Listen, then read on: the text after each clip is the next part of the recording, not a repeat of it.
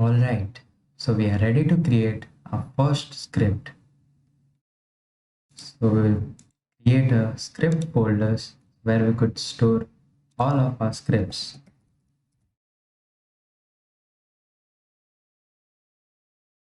Now we would create a new script.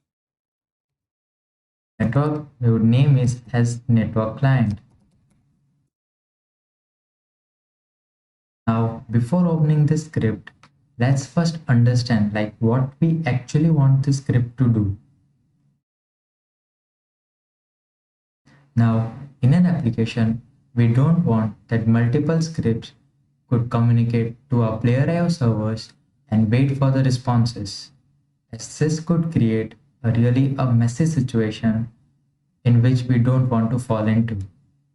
So, to solve this issue, we would create a only script that is network client script, which would directly communicate to the player.io servers and would also listen to the responses what player.io servers would send.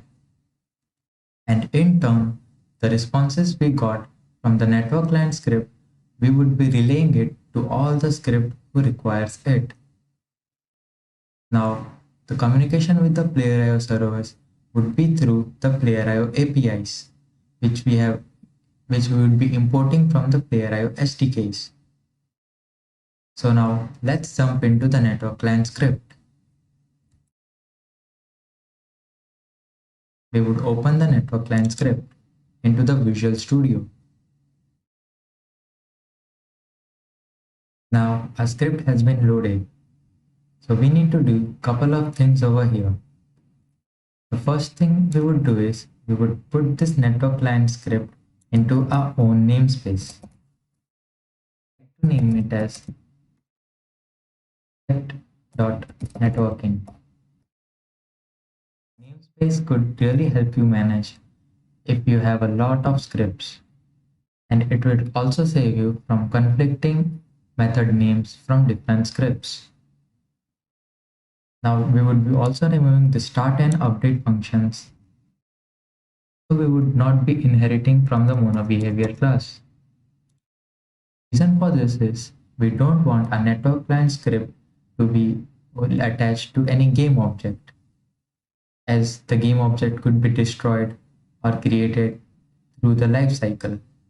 So as we want that network client script to be globally accessible and should have only one instance of it running throughout the game.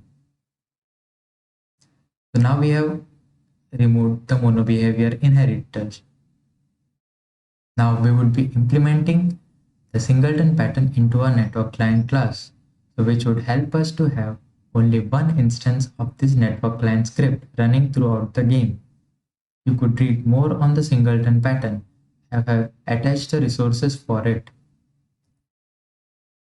Create a client instance.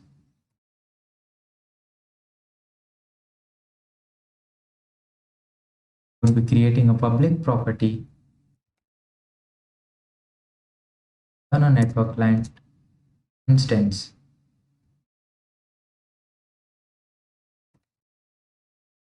Name it as get instance.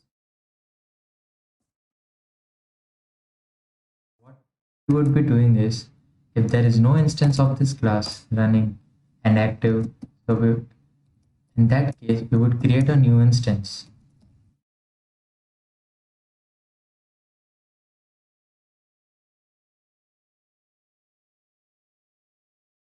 There is already an instance running, so in that case we would return the m instance object.